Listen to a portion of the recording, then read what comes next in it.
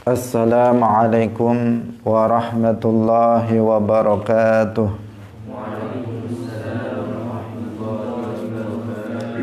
Alhamdulillahi rabbil alamin. Lahu ni'matu wa lahul fadlu wa lahul thana'ul hasan. Wa salawatullahil barrir rahim wal malaikatil muqarrabin ala sayyidina wa maulana Muhammadin wa ala alihi wa ashabihi tayyibin tahirin. Allahumma la sahla illa ma ja'altahu sahla wa anta taj'alul hazna idza syi'ta sahla. Naqsyabandi wa Syekhina Abdullahil Harari wa ila muallif hadzal kitab Al-Qadhi Abi Syuja' wa muassisi Jam'iyyati Nahdlatul Ulama Asy-Syaikh Muhammad Hashim Asy'ari wa Syekh Bisri Sansuri wa Syekh Abdul Wahhab Hasbuwah wa ila arwahi jami'i ahli al-qubur minal muslimin wal muslimat wal mu'minin wal mu'minat min masyariqil ardi ila magharibiha, khususan ila arwahi abaina wa ummahatina wa ajdadina wa jaddatina wa masyayikhina wa masyayikhi masyayikhina. Al-Fatihah. A'udzu billahi minasy syaithanir rajim. Bismillahirrahmanirrahim. Alhamdulillahi rabbil alamin. Ar-Rahmanir Rahim. Maliki yaumiddin. Iyyaka na'budu wa iyyaka nasta'in. Ihdinas siratal mustaqim. Siratal ladzina an'amta 'alaihim ghairil maghdubi 'alaihim waladdallin. Amin. Hadirin hadirat kaum muslimin muslimat, pemirsa Madu TV rahimakumullah. Alhamdulillah, puji syukur marilah kita sampaikan kepada Allah Subhanahu wa ta'ala kembali mempertemukan kita dalam majelis yang sangat mulia, yaitu majelis ilmu agama. Semoga Allah Subhanahu wa ta'ala memberikan keberkahan dan kemanfaatan bagi kita dengan majelis ini. Amin ya rabbal alamin. Salawat dan salam semoga tetap terlimpahkan kepada Nabi Agung, makhluk yang paling mulia, pemimpin dari seluruh manusia nanti pada hari kiamat, Nabi Muhammad sallallahu alaihi wasallam, para sahabatnya, keluarganya, serta seluruh umat Islam yang mengikuti beliau ila yaumil qiyamah. Hadirin hadirat rahimakumullah, mari kita mengikhlaskan niat kita lillahi ta'ala, bahwa kita hadir dalam majelis ilmu ini semata-mata untuk mencari, mendapatkan ridha dari Allah Subhanahu wa ta'ala. Pagi hari ini kita akan melanjutkan pembahasan tentang zakat, yaitu zakat mal atau zakat harta yang pertama, yaitu zakat binatang ternak. Ketentuan-ketentuan tentang zakat binatang ternak. Qala al-muallif rahimahullahu ta'ala, fa'ammal mawashi fatajibu zakatu fi thalathati ajnasin. Fa'ammal mawashi, mongko anapun utawi pira-pira zakat binatang ternak, fatajibu mongko iku wajib apa az-zakatu zakat fi thalathati ajnasin ing dalem telu pira-pira jinis. Minha iku setengah saking thalathati ajnas Wahya lan utawi salah satu ajnas. Keliru ya. Fatajibu mongko wajib apa az-zakatu zakat fi salasati ajnas. Iku al-ibilu unta, wal baqaru lan sapi, wal ghanamu lan wedhus. Wa syaraitu wujubiha lan utawi pira-pira syarat wajibe mawashi iku sittatu asya'a 6 pira-pira perkara. Rupane al-islamu Islam, wal hurriyatu lan merdeka, wal milkut tam wal milkulan kepemilikan atamu kang sampurna, wan nisabu lan nisab, wal haulu lan haul, was saumu lan saum dan gembalaaken. Hadirin hadirat kaum muslimin muslimat pemirsa yang dirahmati oleh Allah Subhanahu wa taala. Zakatul mal, zakat harta yang pertama adalah zakat binatang ternak. Mu'allif mengatakan bahwa zakat binatang ternak itu yang wajib hanya dalam 3 jenis saja, hanya dalam 3 jenis binatang ternak saja. Mawashi jumlahnya banyak, tetapi yang wajib itu hanya pada 3 jenis masyiyah, jenis binatang ternak saja, yang disebut kemarin disebut dengan an'am, yaitu unta. Jenis ini saja. Selain 3 jenis ini tidak ada zakatnya, seperti yang telah kita tegaskan kemarin. Kalau ada seseorang misalnya beternak bebek, meskipun banyak tidak ada zakatnya. Kalau seseorang beternak ayam, meskipun banyak tidak ada zakatnya. Puyuh misalnya, maka meskipun banyak tidak ada zakatnya. Dan yang lain-lain, juga tidak ada zakatnya apabila itu bukan 3 jenis binatang ternak, yaitu unta, sapi, dan kambing. Jadi hanya 3 ini saja.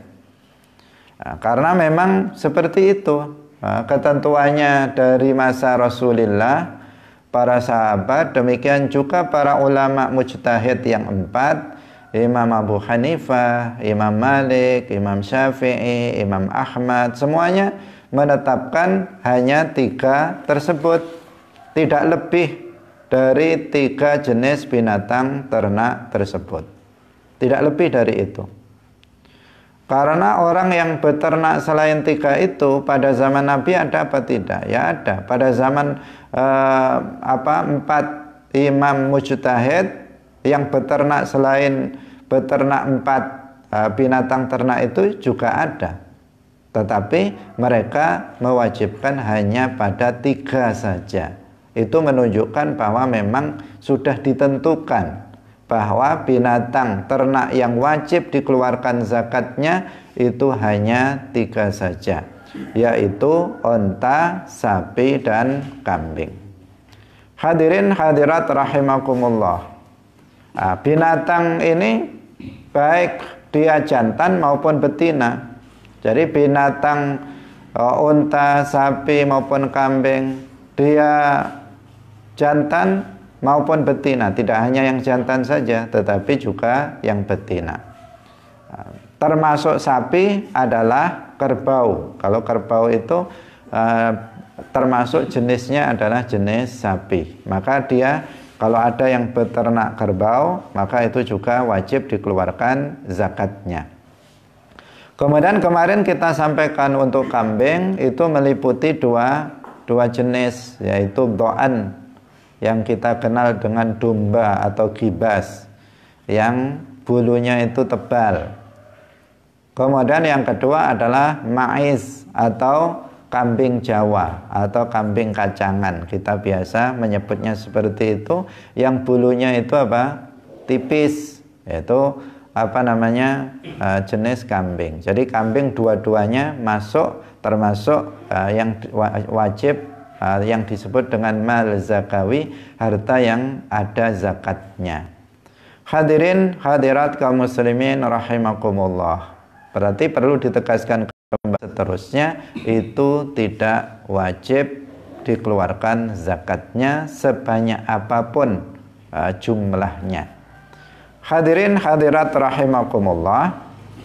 Kemudian al-muallif rahimahullah mengatakan wa syaraitu wujubiha sittatu asya.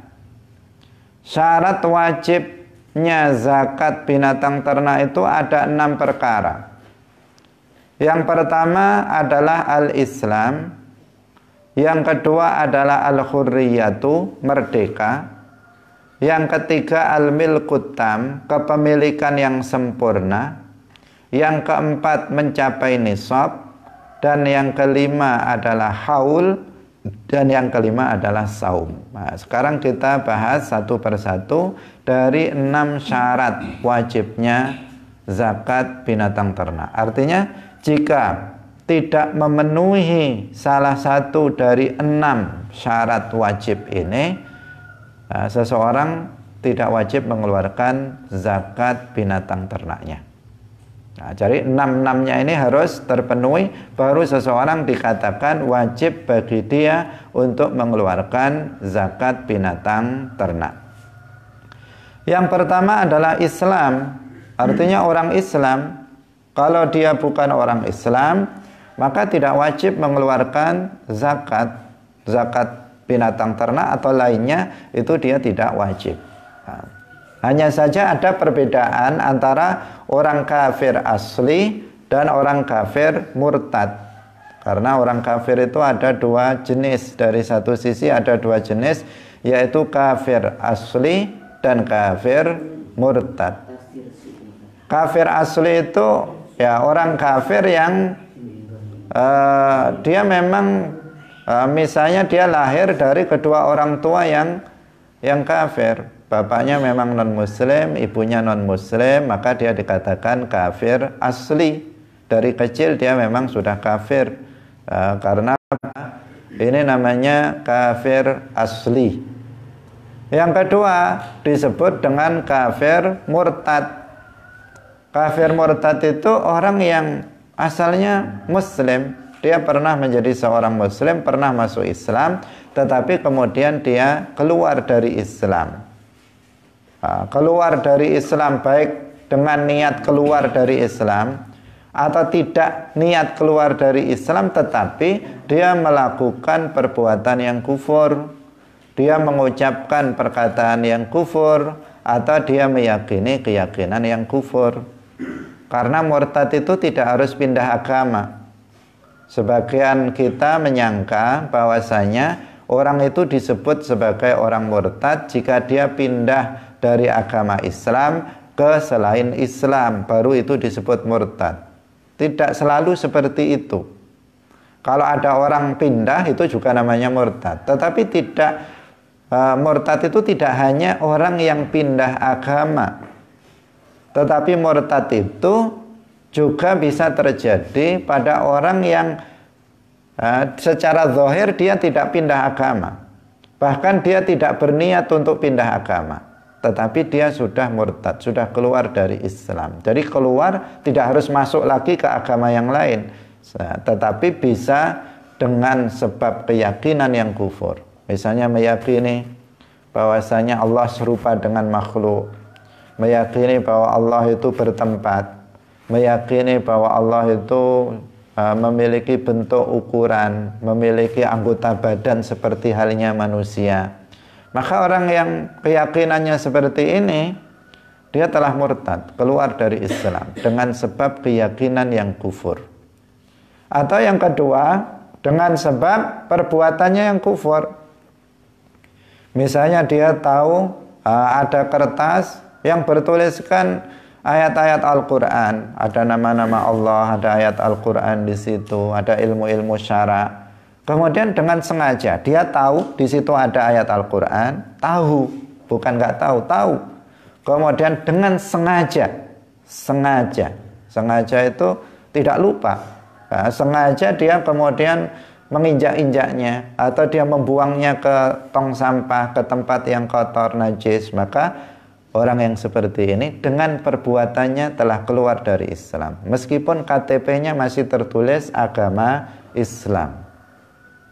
Yang kufur, misalnya dia mengucapkan kata-kata yang isinya itu adalah celaan terhadap Allah, celaan terhadap Rasulullah, terhadap para nabi, yang isi perkataannya itu celaan terhadap agama Islam, celaan terhadap syariat Islam, maka di sini dia telah menjadi kufur juga, telah murtad juga. Misalnya seseorang dengan ucapannya mengatakan Allah itu zalim, dengan ucapannya dia mengatakan Allah itu bodoh, dengan ucapannya dia mengatakan Allah itu misalnya tuli dan sebagainya, maka dengan ucapan celaan terhadap Allah tersebut, maka di sini seseorang telah keluar dari Islam, dia murtad. Hukumnya adalah murtad. Hadirin hadirat rahimakumullah. Jadi ada dua jenis orang kafir asli dan orang kafir murtad. Nah, orang kafir asli itu tidak dituntut untuk membayar zakat di dunia ini. Jadi tidak wajib wujubul muthalabah, artinya tidak wajib untuk diminta untuk mengeluarkan zakat di dunia ini. Tetapi nanti di akhirat orang kafir ini dia akan diazab karena tidak mengeluarkan zakat. Dari maju kena, mundur kena orang kafir ini, kafir asli ini. Nah, artinya apa? Dia tidak wajib mengeluarkan zakat. Jika dia mengeluarkan zakat pun dia tidak sah, zakatnya tidak sah. Artinya dia mengeluarkan zakat dihitung tidak mengeluarkan zakat, tidak mengeluarkan zakat juga dihitung tidak mengeluarkan zakat. Nanti di akhirat dia akan diazab karena itu.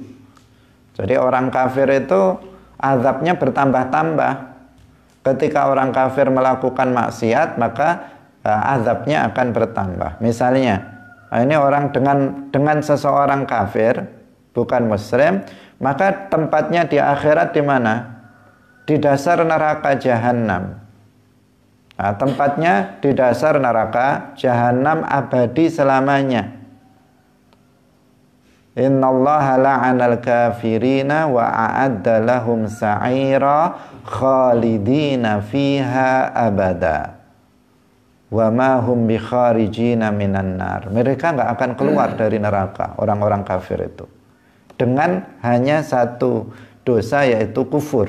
Maka dia akan selamanya berada di dasar neraka jahanam. Tapi kalau ada orang kafir kemudian melakukan maksiat, maka azabnya akan diperberat. Misalnya ada orang kafir berzina, maka akan semakin berat azabnya. Ada orang kafir dia misalnya tidak mengeluarkan zakat, tidak sholat, maka akan semakin berat azabnya. Misalnya dia melakukan sholat, sah apa tidak sholatnya? Nggak sah, sama juga dia tidak mengerjakannya. Nah, ini jadi maju kena, mundur kena orang kafir itu. Karena itu yang selamat adalah Islam. Islam adalah keselamatan. Kita harus menjaga keislaman kita sampai mati. Jangan sampai kita kemudian melakukan sebuah riddah, menjadi murtad. Jangan sampai. Sehingga kita harus memahami ahkamur riddah, hukum-hukum yang terkait dengan riddah. Kita harus tahu apa keyakinan-keyakinan yang bisa menyebabkan seseorang murtad. Apa perbuatan-perbuatan yang bisa menyebabkan seseorang murtad? Apa perkataan-perkataan yang bisa menyebabkan seseorang murtad? Kita harus tahu agar kita bisa menghindarinya. Nah, itu dijelaskan dalam kitab-kitab para ulama. Dalam kitab Matan Abi Syuja ini nanti juga akan ada pembahasan itu. Dalam kitab Sulamut Taufik yang kita baca sebelum kitab ini, itu juga sedikit agak luas dijelaskan tentang jenis-jenis riddah ini dengan beserta contoh-contohnya. Karena itu kita harus merujuk kembali, memurojaah kembali, mengulang kembali apa ini perkataan yang nggak boleh diucapkan, agar kita selamat nanti di akhirat. Nah, jadi orang kafir Kembali kita orang kafir asli. Kalau orang kafir asli itu di dunia ini itu dia tidak dituntut untuk membayar zakat. Tidak kita katakan kepada ada tetangga kita misalnya beternak sapi, banyak sekali sapinya, lebih dari mencapai nisab. Ada tetangga kita beternak kambing, kafir tapi non muslim, banyak sekali kambingnya. Maka kita tidak mengatakan kepada dia misalnya, Pak, keluarkan zakatnya. Enggak, jangan berkata seperti itu kepada dia. Kenapa? Dia enggak wajib untuk diminta untuk mengeluarkan zakat. Nah, tetapi dia berdosa dengan tidak mengeluarkan zakat itu. Kalau dia mengeluarkan zakat seandainya sah atau tidak? Tidak sah. Tidak sah juga. Nah, makanya tadi kita katakan apa? Maju kena, mundur kena juga. Maka yang selamat masuk ke dalam agama Islam. Jadi kalau ada orang non-muslim, kafir asli, maka dikatakan kepadanya apa? Aslim, kamu masuklah Islam. Bukan keluarkanlah zakat, bukan.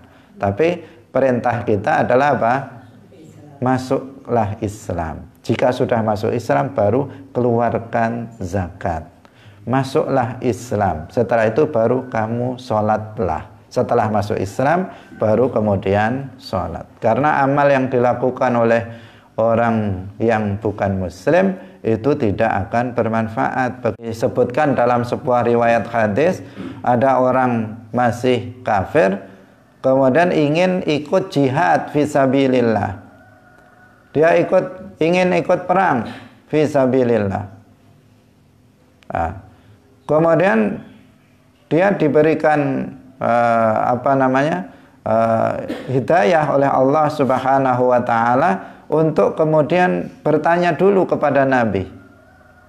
Ada yang lain itu nggak bertanya kepada Nabi, asal ikut gabung sama tentara Islam sebelum dia masuk ke dalam agama Islam. Tapi laki-laki ini diberikan ilham oleh Allah sehingga dia terdetik dalam hatinya untuk bertanya kepada Nabi. Dia mengatakan, ya Rasulullah, uslimu au uqatilu. Aku masuk Islam dulu atau saya langsung perang aja? Ikut tentara Islam, membela agama Islam. Kemudian Rasulullah bersabda, aslim thumma qatil. Kamu masuklah Islam dulu, baru kemudian berperanglah. Kemudian laki-laki ini apa? Dia mengucapkan 2 kalimat syahadat. Karena pintu Islam itu 2 kalimat syahadat. Mengucapkan 2 kalimat syahadat. Asyhadu an la ilaha illallah wa asyhadu anna Muhammadar Rasulullah. Masuk Islam. Setelah itu laki-laki ini langsung pergi perang. Dalam peperangan ternyata laki-laki ini apa? Terbunuh, mati. Apa sabda Rasulullah? Rasulullah mengatakan, fa'ala qalilan wa ujira katsiran. Dia melakukan sedikit amal saja. Dia belum pernah sholat. Dia belum pernah puasa Ramadan. Dia belum pernah mengeluarkan zakat. Dia belum pernah haji. Masuk Islam langsung perang. Langsung jihad. Kata Rasulullah apa? Dia masih melakukan sedikit saja, yaitu masuk Islam. Kemudian jihad. Tetapi apa? Ujira katsiran, dia diberikan pahala yang sangat banyak. Karena apa? Karena dia telah masuk Islam. Seandainya tadi maka bukan mati syahid, mati sangit. Nah, kata orang sekarang mati sangit ya. Mati konyol. Karena apa? Dia tidak mendapatkan apa-apa dari apa yang dia lakukan. Maka dia sangat tepat ketika dia bertanya kepada Rasulullah. Kemudian Rasulullah mengatakan, aslim thumma qatil. Kamu masuklah Islam dulu, baru berperanglah. Inilah pentingnya Islam. Amal perbuatan yang kita lakukan sekecil apapun akan menjadi bermanfaat, diterima oleh Allah Subhanahu wa ta'ala. Sementara kalau seseorang bukan muslim, maka amal sebesar apapun tidak akan diterima oleh Allah Subhanahu wa ta'ala. Itu. Jadi dikatakan kepada kafir asli, masuklah Islam. Bukan dikatakan kamu keluarkanlah zakat. Enggak. Tapi kalau orang sudah muslim, kita lihat tetangga kita sudah muslim, dia muslim, beternak kambing, beternak sapi yang banyak, maka kita katakan keluarkan zakatnya. Nah, keluarkan zakatnya. Tentu apabila sudah memenuhi syarat-syarat wajib yang lainnya. Nah. Hadirin rahimakumullah. Ini jika kafir asli. Tetapi jika orang itu adalah kafir murtad, maka ini akan berbeda. Kalau kafir asli tadi, kemudian suatu hari dia masuk ke dalam agama Islam. Dia misalnya kafir asli ini apa? Seorang peternak sapi atau kambing dalam jumlah besar. Kaya rayanya bukan main orang ini. Karena apa? Ternaknya dalam jumlah besar.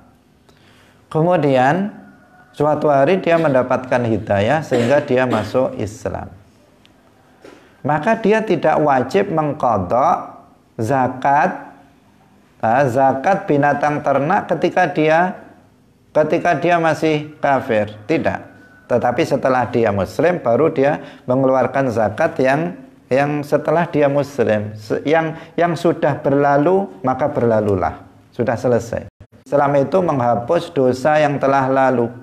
Jadi dosa yang telah lalu, kalau ada orang kafir melakukan dosa apapun, begitu dia mengucapkan 2 kalimat syahadat, maka dosa-dosanya terhapus semuanya. Dia kembali dari awal. Dia memulai dari awal. Berbeda sekarang dengan orang yang murtad. Kalau seseorang itu murtad, maka setelah dia kembali kepada Islam, maka dia wajib mengqadha pembayaran zakat yang wajib dia bayar di saat dia murtad. Jadi kalau misalnya ada seseorang muslim, dia seorang peternak kambing. Awalnya muslim, dia mengeluarkan zakat. Kemudian dia murtad. Murtad selama 2 tahun misalnya, murtad selama 2 tahun. Setelah 2 tahun dia kembali mengucapkan 2 kalimat syahadat, masuk ke dalam agama Islam. Kembali kepada Islam. Berarti 2 tahun dia tidak mengeluarkan zakat. Setelah masuk ke dalam agama Islam, maka dia wajib mengqadha pembayaran zakat selama 2 tahun. Harus dibayar. Beda dengan kafir asli tadi. Meskipun bertahun-tahun dia tidak mengeluarkan zakat, dia tidak harus qadha yang enggak dikeluarkan selama dia kafir. Karena apa? Al-Islamu yajubbu ma qablahu. Tetapi jika dia kafirnya adalah kafir murtad, misalnya kafir 2 tahun, dia murtadnya 2 tahun, maka zakat selama 2 tahun harus dia keluarkan kembali. Kalau misalnya sudah dia keluarkan di masa dia murtad, berarti kan nggak sah. Maka dia tetap harus keluarkan lagi ketika dia masuk ke dalam agama Islam. Hadirin hadirat kaum muslimin muslimat, pemirsa Madu TV yang dirahmati oleh Allah Subhanahu wa taala. Karena yang kedua adalah al-hurriyah, yaitu merdeka, hamba sahaya. Jadi manusia itu ada manusia merdeka, ada manusia hamba sahaya. Merdeka di sini bukan berarti seperti dulu masa penjajahan atau masa sekarang sudah merdeka, enggak, bukan itu yang dimaksud. Bukan berarti ketika dulu kita di zaman penjajahan Belanda kita enggak merdeka, sekarang merdeka, bukan itu yang dimaksud di sini. Tetapi merdeka itu artinya dia bukan budak, bukan hamba sahaya. Hamba sahaya itu adalah seseorang, dia manusia seperti kita, tetapi dia menjadi budak dikarenakan misalnya terjadi peperangan di antara umat Islam dengan orang kafir. Kemudian setelah itu mereka ditawan ditawan oleh umat Islam karena kalah, orang kafir ini kalah, kemudian ditawan oleh umat Islam. Setelah ditawan, maka mereka kemudian dijadikan sebagai budak, dibagikan kepada orang-orang yang ikut berperang, dijadikan sebagai budak. Dan budak ini bisa diperjualbelikan, seperti dia manusia dari satu sisi, tetapi dari satu sisi yang lain dia seperti binatang ternak yang bisa diperjualbelikan. Itu namanya apa? Hamba sahaya atau budak. Bukan budak dalam istilah orang Riau. Orang Riau ini budak-budak koci. Artinya apa? Kecil, anak-anak kecil itu dikatakan budak. Ya. Jadi apa? Ini budak di sini artinya orang yang tidak merdeka. Dia bisa diperjualbelikan, baik laki-laki maupun perempuan. Nah, terkadang budak ini kemudian masuk ke dalam agama Islam. Hamba sahaya yang murni, tidak wajib membayar zakat. Kalau dia adalah budak separuh, hamba sahaya separuh, itu ada namanya al-muba'ab, separuh budak, separuh merdeka. Maka wajib baginya mengeluarkan zakat sesuatu yang dia miliki dengan sebagian dirinya yang merdeka. Jadi sebagian merdeka, sebagian budak. Itu bisa terjadi karena apa? Karena sebagian sudah dimerdekakan, sebagian belum dimerdekakan oleh pemiliknya. Nah, ini kalau muba'at, maka dia kalau seandainya punya harta dengan sebagian dari dirinya, maka dia masih wajib mengeluarkan zakat. Kalau kinni, maka dia sama sekali tidak wajib untuk mengeluarkan zakat. Kemudian yang ketiga adalah wal milkut tam, kepemilikan yang sempurna. Barang siapa yang kepemilikannya lemah, yakni kepemilikan budak mukatab. Budak mukatab itu budak yang ada perjanjian dengan tuannya untuk dimerdekakan jika dia bisa membayar sejumlah uang tertentu. Itu namanya mukatab. Ini yang termasuk mustahik zakat, yaitu apa? Budak mukatab. Jadi tuannya mengatakan kepada dia, jika kamu bisa membayar uang sebanyak 10 juta kepadaku, maka aku merdekakan, misalnya. Berarti ini namanya apa? Budak mukatab. Budak mukatab. Budak mukatab yang telah disepakati dengan tuannya dalam masa tertentu, perjanjiannya itu bisa batal. Maka dia dan yang dimilikinya tersebut itu menjadi milik tuannya, sehingga lemah. Kan begini, tuannya kan mengatakan kepada dia, jika kamu bisa membayar tadi uang 10 juta dalam masa 1 tahun ini, maka kamu akan saya merdekakan. Nah, artinya dia kalau dalam masa 1 tahun dia bisa membayar zakat, dia bisa membayar uang 10 juta kepada tuannya, maka dia menjadi merdeka di sini. Tetapi kalau dia tidak bisa membayar dalam masa 1 tahun itu, maka budak ini dan juga harta yang dimilikinya itu semuanya menjadi milik tuannya. Karena itu kepemilikan budak mukatab ini apa? Lemah. Nah, karena itu dia tidak wajib mengeluarkan zakat. Nah, budak mukatab itu. Tetapi sekarang sudah nggak ada budak lagi. Pada zaman sekarang tidak ada budak. Katanya ada di sebagian daerah di Afrika namanya Mauritania, tetapi perbudakannya sudah tidak seperti masa sekarang, tidak diperjualbelikan. Sudah punah, perbudakan itu sudah nggak ada lagi. Nah, tetapi bukan berarti dalam Islam itu dihapus perbudakan. Dalam kitab-kitab fikih itu masih ada hukum-hukum terkait yang khusus tentang masalah hukum-hukum perbudakan yang terkait dengan perbudakan. Auratnya seorang budak kan beda. Dalam masalah-masalah tertentu, hukum seorang budak itu berbeda dengan hukum seorang yang merdeka. Sehingga dalam kajian-kajian fikih itu masih ada. Karena Islam itu untuk pemilik budak untuk memerdekakan budaknya. Dan Islam itu memberikan salah satu kafarah dari perbuatan-perbuatan maksiat tertentu itu dengan memerdekakan budak. Dengan memerdekakan budak. Artinya ada anjuran itu dengan sendirinya. Hadirin hadirat kaum muslimin muslimat rahimakumullah. Tapi di masa yang akan datang, seandainya kemudian terjadi perang secara yang sesuai dengan syarak, orang Islam dengan orang kafir yang itu memenuhi ketentuan syarak, maka bisa jadi terjadi perbudakan kembali. Tetapi tidak seperti pada masa sekarang. Pada masa sekarang ada orang yang mengklaim atau memperbudak orang lain dengan atas nama sesuatu yang tidak dibenarkan dalam ketentuan syarak. Ini sangat berbahaya.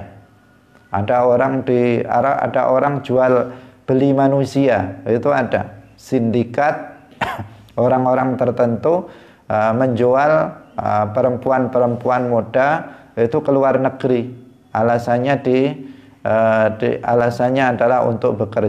Tersebut dibeli dari orang Indonesia, sehingga di sana dia tidak diberi gaji. Alasannya ini sudah dibeli. Ini namanya jual beli manusia, dan sampai sekarang itu terjadi. Jual beli manusia merdeka itu haram, tidak diperbolehkan di dalam Islam. Hadirin hadirat kaum muslimin muslimat, pemirsa yang dirahmati oleh Allah Subhanahu wa taala. Kemudian yang berikutnya adalah nisab. Nisab. Syarat wajib zakat yang keempat adalah nisab. Nisab artinya nama untuk ukuran tertentu dari binatang ternak. Zakat itu tidak wajib jika tidak mencapai ukuran ini. Jadi wajibnya jika harta atau binatang ternak dalam hal ini itu sudah mencapai ukuran tersebut. Ini namanya nisab. Jadi nisab itu adalah nama untuk ukuran.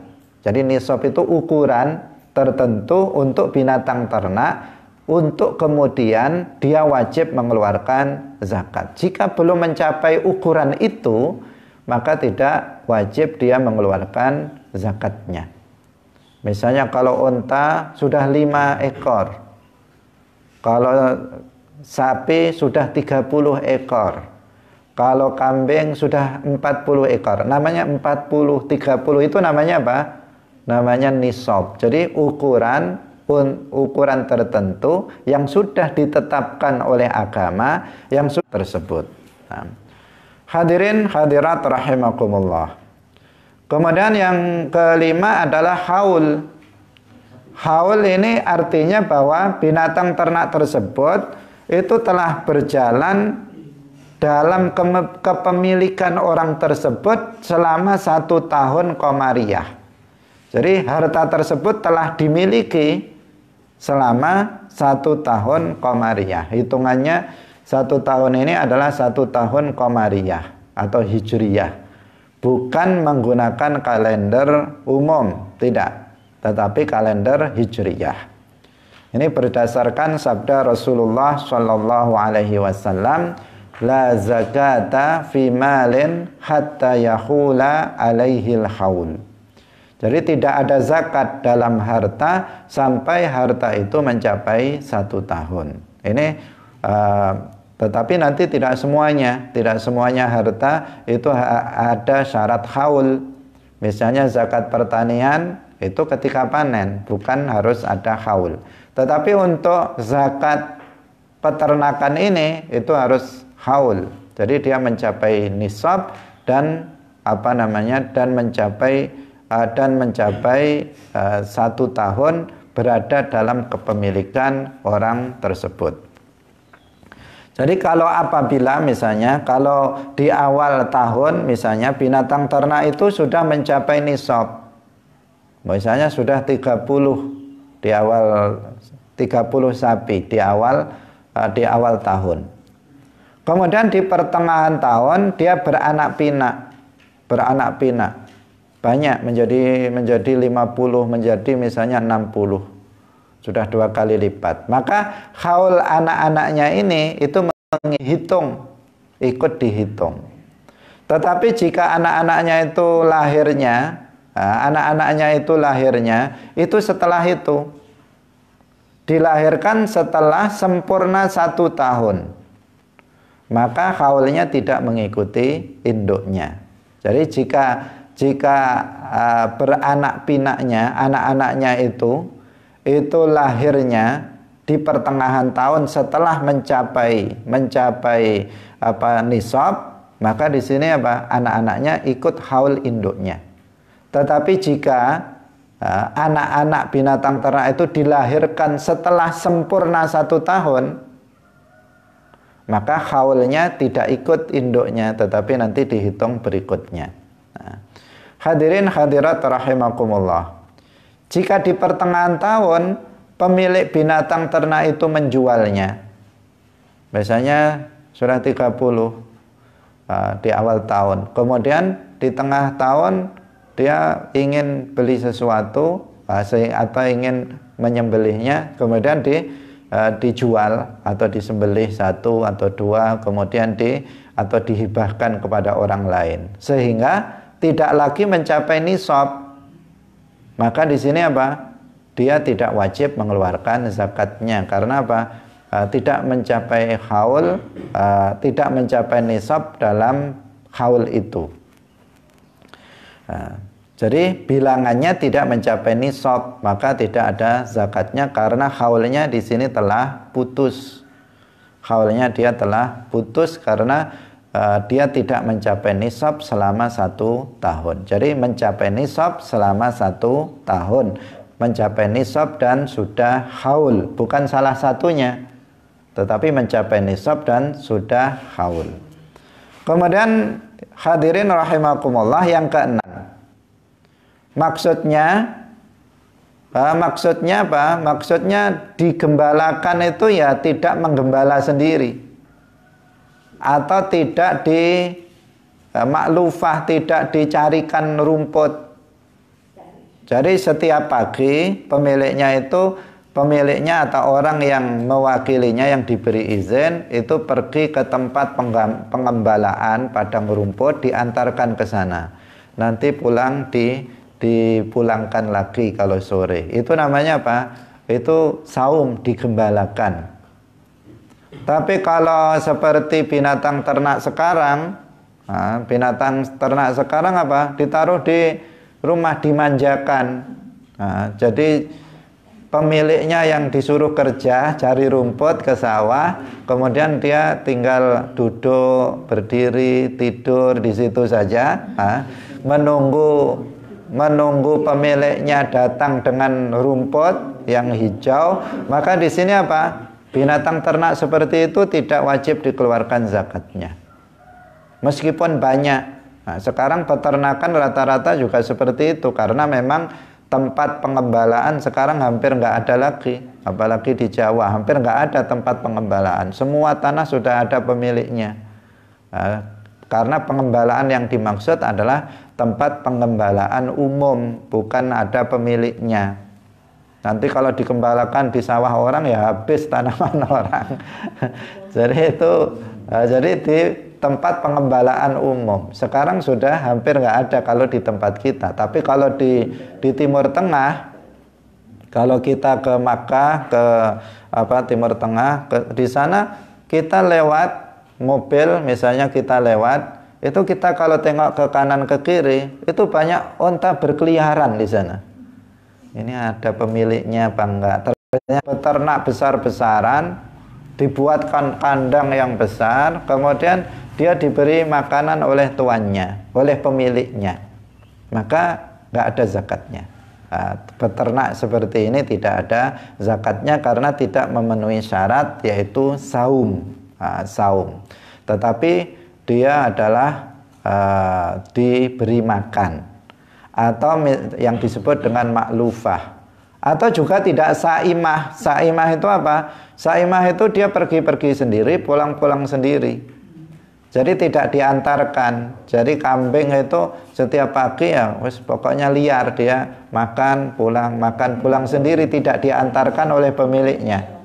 Itu juga tidak ada zakatnya. Jadi yang ada zakatnya itu saum, artinya digembalakan oleh pemiliknya atau oleh orang yang mewakili pemiliknya. Dia menugaskan seseorang, tolong ini digembalakan. Ya, itu yang dimaksud dengan saum. Hadirin rahimakumullah. Jadi 6 ini syarat wajibnya zakat. Zakat peternakan. Tetapi para ulama lain dalam kitab yang lain itu menambahkan satu syarat. Satu syarat wajib, dan ini memang menjadi syarat, hanya saja tidak disebutkan oleh mu'allif dalam matan Abi Syuja. Apa yang ketujuh? Yang ketujuh bahwa binatang ternak itu tidak digunakan untuk bekerja. Alla takuna amilatan. Jadi binatang ternak itu tidak digunakan untuk bekerja. Jika binatang ternak itu digunakan untuk membajak sawah, untuk mengairi sawah dan semacamnya, untuk kerja, kalau dulu untuk jadi cikar misalnya, untuk kerja dia ngangkat-ngangkat sesuatu, maka binatang ternak semacam itu. Insya Allah besok kita akan beralih pada zakat yang berikutnya. Semoga bermanfaat. Barakallahu fikum. Wallahul muwaffiq ila aqwamit thoriq. Wassalamualaikum warahmatullahi wabarakatuh. La ilaha illallah. Allahumma salli ala sayyidina Muhammad wa ala alihi wa sahbihi wa sallim. Rabbi ghfirli wa liwalidayya wa lil mu'minina wal mu'minat.